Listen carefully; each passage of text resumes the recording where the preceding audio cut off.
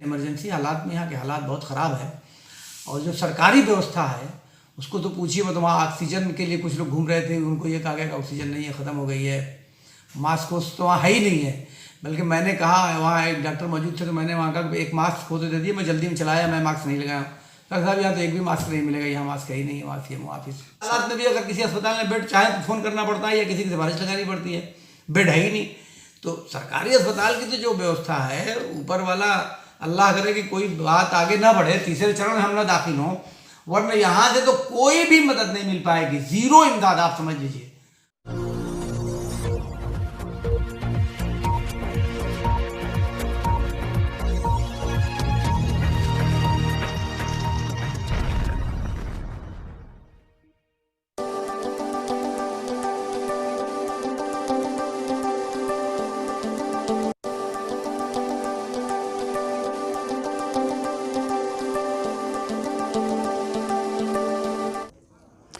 ये जो आप देख रहे हैं ये सरकारी अस्पताल का इमरजेंसी वाला इलाका है।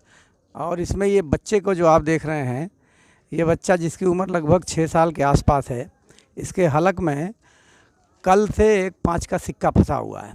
और कल तो पूरा बंद था, तो कल बंद में इन लोगों ने कोशिश की, मऊ के तमाम डॉक्टरों को वहाँ गए, मगर एक तो बंदी की वजह से कोई डॉक्टर उनको मिल नहीं पाया, और कुछ जो मिले भी तो उन लोगों ने उसको देख के और एक्सरे कराने की बात कही। जो एक्सरे कल नहीं हुआ, आज एक्सरे हुआ, मगर अभी तक कोई भी डॉक्टर इसको हाथ लगाने को तैयार नहीं। और अब इस बच्चे को सांस उस लेने में दिक्कत महसूस होनी शुरू हो गई है। जवान तो है इसमें है। हाँ, वही ने रिफर किए हैं। हाँ, वही तो उन्हीं से मैं बात किया। वो मेरे हमारे यहाँ ईएनटी सर्जन वही है। तो उनका कहना ये है ना कि जो वही करेंगे। मैं इसको बनारस से मैंने इसको भी रिफर किया है, कहा कि तो अपने घर ही निकाल दो, पैसा जमा लगी तो मत नहीं, आप क्यों देंगे पैसा? लेकिन कह रहा साहब नहीं हो पाएगा, नहीं तो हम उसको निकाल देता है। बड़ा ईमानदार डॉक्टर है वो। कहाँ, कौन है ये? अरे डॉक्टर आर चौहान। हाँ, वो तो है, वो मिले होता है। अब होगा तो वो सारी चीजें सील हो गई हैं, ऑपरेशन टल गए हैं 10 दिन 15 दिन के लिए। लेकिन हेलो, फंस जाए, जान जाए तो भी टल गए। हेलो, अनिल कुमार दुबे। अनिल कुमार दुबे, थोड़ा सा इनको मदद कर दीजिएगा। हाँ, वहाँ एडमिट या करा देंगे सर, इमरजेंसी। हाँ, बस उतना ही की हो। आप जाइए, चलो बैठो, गाड़ी बैठो, नानी की माँ को पीछे लगाओ, घर होती घर चल।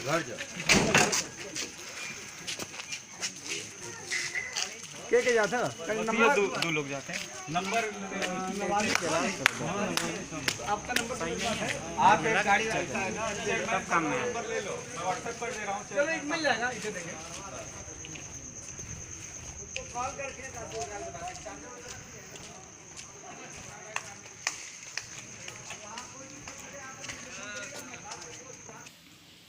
जी चेयरमैन साहब, आप ये बताएं कि ये घोसी का अब्बास नाम का जो 7 साल का बच्चा है, क्या मामला था जो हॉस्पिटल में आज आपके साथ कुछ बातें देखने को मिली? देखिए, उसका यहाँ नानिहाल है क्यारी टोला में, तो अपने नानिहाल आया हुआ। तो उसके वालिद जो हैं वो रहते हैं वहाँ कुवैत में, सऊदी। तो उनका फ़ोन आया आज शाम को 7 बजे कि कल दिन में 11 बजे उनके बच्चा जो है 6-7 साल का, वो सिक्का लेके खेल रहा था, तो उसको मुंह में डाल लिया और गलती से वो जो है उसके हलक में चला गया, जाके फंस गया। तो मैंने कहा कल की घटना है? तब तो बताया कि हाँ। तो कल से हम लोग डॉक्टरों को वहाँ दौड़ रहे हैं, कोई डॉक्टर न ले नहीं रहा, देहो के छोड़ दे रहे हैं कि हमारे वहाँ नहीं होगा। तो मैंने कहा अच्छा ठीक है, उसको भेजिए। फिर मैंने यहाँ बात किया डॉक्टर संजय सिंह से, तो उन्होंने कहा कि हमारे वहाँ तो कोई है नहीं, ENT वाला ही कोई करेगा। तो मैंने उनसे कहा कि मेरा फ़ोन जो है वो डॉक्टर नवीन चंद जो हैं ENT के, तो उनसे कहा कि आप उनसे साथ बात करिए। तो उन्होंने उनके वहाँ किसी से बात किया, और फिर उसके बाद मुझे भी नंबर मिल गया डॉक्टर साहब का, तो डॉक्टर साहब से मैंने भी बात किया। तो डॉक्टर साहब ने बताया कि भाई हम लोगों को तो मजबूरी है कि जिला प्रशासन ने मना कर रखा है कोई भी मरीज़। तो मैंने कहा जिला प्रशासन ने मना किया है तो वो कोई इमरजेंसी मरीज़ है ना, इसके हलक में फंसा हुआ है सिक्का। कहता नहीं, वो नहीं किया। तो मैंने कहा तो मैं DM साहब से बात करता हूँ। तो DM साहब से फिर मैंने DM साहब को फ़ोन किया कि साहब इस तरह का मामला है, और डॉक्टर नवीन चंद ये कह रहे हैं कि आपने मना कर रखा है सबको। तो कह रहे कि नहीं भाई, हमने इमरजेंसी के लिए थोड़ी ना मना किया है, हमने तो जनरल ओपीडी के लिए मना किया हुआ है ताकि भीड़ न लगे, और जनरल जब किसी को ज़्यादा सख्त ज़रूरत होगी तो इलाज तो सारे डॉक्टरों को करना ही चाहिए। खैर उन्होंने डीएम साहब ने इतनी मेहरबानी की कि फ़ौरन उन्होंने सीएमओ को बोला। अब मुझको फिर फ़ोन किया 2 मिनट बाद कि मैंने सीएमओ को बोल दिया सरकारी अस्पताल में जाइए। तो मैं वहाँ सरकारी अस्पताल लेके बच्चे को गया, तो वहाँ जो है डॉक्टर RR चौहान है ENT के, तो वो आए, फिर CMS भी आए। तो बच्चे जो देखने के बाद कहा कि बच्चा तो भला कोई फंसा हुआ है, एक्सरे रिपोर्ट भी उन्होंने देखी, और उन लोगों ने भी वहाँ कह दिया कि भाई जिस इंस्ट्रूमेंट से निकाला जाना है बच्चे को वो इंस्ट्रूमेंट हमारे पास नहीं है। तो मैंने कहा इतना बड़ा अस्पताल है और उसमें एक मामूली सा छोटा सा इंस्ट्रूमेंट आपके पास नहीं है, तो बल्कि CMS से भी मैंने कहा कि भाई ये हालत है आपके अस्पताल की। बहरहाल मिला जुला के और भी बहुत सारे डॉक्टरों को फ़ोन किया गया, और कल से वो लोग तो परेशान थे, तो कई डॉक्टरों ने तो फ़ोन ही नहीं उठाया, कुछ ने जो उठाया तो हाथ खड़े कर लिए, कहते नहीं होगा। चूँकि अब वो ये हालत है हमारे शहर में स्वास्थ्य की, आप बताइए, कहने को हम लोग मरकज़ है स्वास्थ्य का, सही बात है कि बहुत डॉक्टर हैं यहाँ, लेकिन इमरजेंसी हालात में यहाँ के हालात बहुत ख़राब है। और जो सरकारी व्यवस्था है उसको तो पूछिए मत। वहाँ ऑक्सीजन के लिए कुछ लोग घूम रहे थे, उनको ये कहा गया कि ऑक्सीजन नहीं है, ख़त्म हो गई है। मास्क तो वहाँ है ही नहीं है, बल्कि मैंने कहा, वहाँ एक डॉक्टर मौजूद थे तो मैंने वहाँ कहा एक मास्क खो दे दिए, मैं जल्दी में चलाया, मैं मास्क नहीं लगाया। डॉक्टर साहब यहाँ तो एक भी मास्क नहीं मिलेगा, यहाँ मास्क है ही नहीं है वहाँ CMO ऑफिस। सवाल ये है कि आज जो पूरे हिंदुस्तान नहीं पूरी दुनिया में कोरोना वायरस को लेके जिस तरीके की हंगामी कैफियत है, ऐसे में अगर मऊ में अगर कोरोना वायरस के केस आ जाते हैं और ज़िला अस्पताल की ऐसी हालत है, तो कैसे हम वहाँ से लड़ सकते हैं? देखिए अभी तो पहला स्टेज और दूसरा स्टेज है ना कोरोना वायरस का, तो अभी किसी की ज़रूरत है नहीं। अभी तो पहला स्टेज को समझिए, पहला स्टेज वो होता है जो किसी दूसरे मुल्क में कोई बीमारी फैली और वहाँ से कोई आदमी यहाँ आ गया, तो वो कहा जाएगा कि पहला स्टेज हुआ, और उस आदमी से उसके संबंधियों में जो कुछ लोगों को ये वायरस अगर ट्रांसफ़र हुआ तो ये दूसरा स्टेज हुआ। तीसरा स्टेज वो होता है कि न कोई बाहर से आया है और न यहाँ किसी के संपर्क में आया है, फिर भी उसको वायरस हो गया, इसका मतलब कि अब ये कम्युनिटी में फैल रहा है, ये तीसरा वायरस होता है, तीसरा चरण होता है। तो तीसरा चरण अब खतरनाक हो जाएगा, तो वहाँ फिर ज़रूरत पड़ेगी लोगों को एडमिट करने की, फिर उसको तन्हाई वाला कमरा चाहिए, आइसोलेशन चाहिए उसको, फिर और उसके एक और चरण है वो चाहिए। तो उस सब के लिए यहाँ कहाँ व्यवस्था है? यहाँ तो आप नॉर्मल हालात में भी अगर किसी अस्पताल में बेड चाहे तो फ़ोन करना पड़ता है या किसी की सिफारिश लगानी पड़ती है, बेड है ही नहीं। तो सरकारी अस्पताल की तो जो व्यवस्था है, ऊपर वाला अल्लाह करे कि कोई बात आगे ना बढ़े, तीसरे चरण में हम ना दाखिल हों, वरना यहाँ से तो कोई भी मदद नहीं मिल पाएगी, ज़ीरो इमदाद आप समझ लीजिए।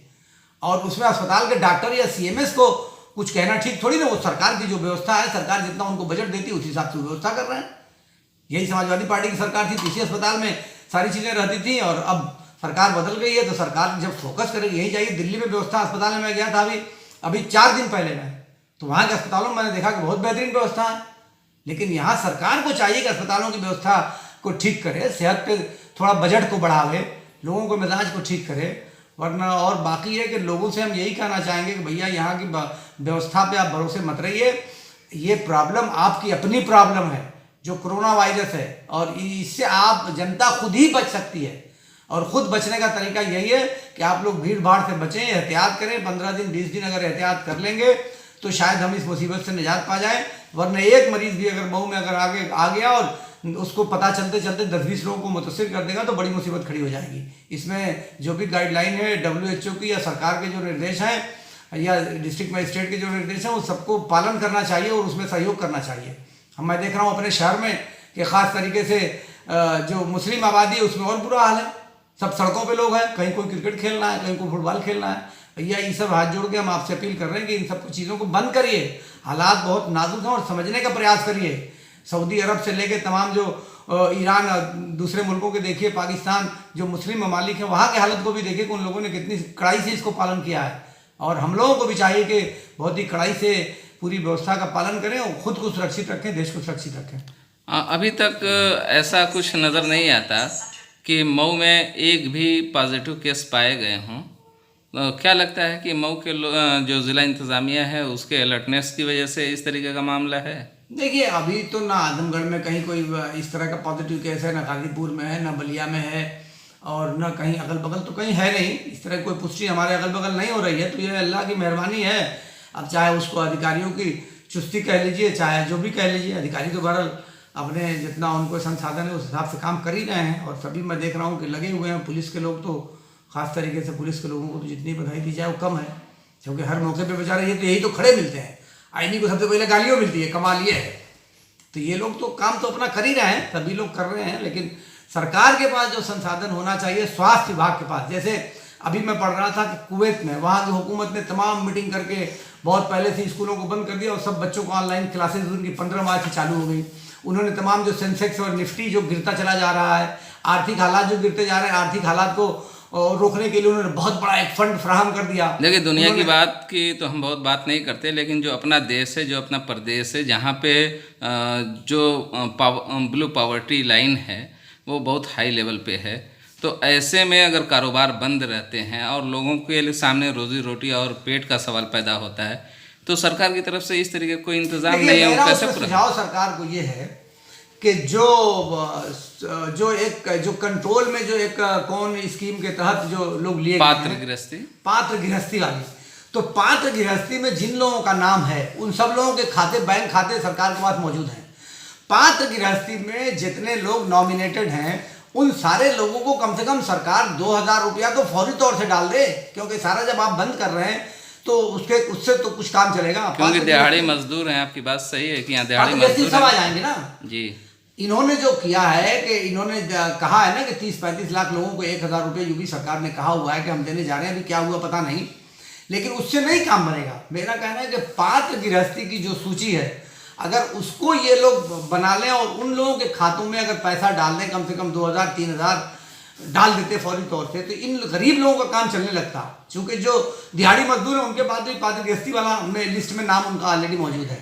तो पात्र गृहस्थी को टारगेट करे सरकार, और पात्र गृहस्थी में जिन लोगों का नाम आ रहा है उन लोगों को आर्थिक मदद फौरन उनके खातों में, वो 1 मिनट का काम है सरकार के लिए। 1 मिनट में वो सारे खाते एक साथ इंक्लूड है, क्योंकि 1 सेकंड में पैसा आता है उन खातों में, तो 1 सेकंड में सरकार की तरफ से भी पैसा आ जाएगा। सवाल यह है कि अगर अकाउंट में आएगा और सरकार कहती है कि आपको पब्लिक प्लेस पे नहीं जाना है, एटीएम बंद, बैंक बंद, कैसे उनको मदद मिलेगी? एटीएम तो नहीं बंद है, एटीएम चालू है, लेकिन ये कि एटीएम की टाइम कम कर दी, बैंक भी नहीं बंद है, बैंक भी चालू है, तो कहीं कोई दिक्कत थोड़ी ना है। बैंक तो चालू है, उसका टाइमिंग कुछ कम की गई है, बैंक की टाइमिंग कम है, भीड़ नहीं लगा सकते, तो फिर पैसा कैसे निकालेंगे? नहीं, बैंक से तो पैसा निकल जाएगा, कोई दिक्कत नहीं। सरकार पहले खाते में भेज दे तो आदमी उसके खाते में जब पैसा आएगा तो कहीं ना कहीं से वो इंतजाम कर लेगा।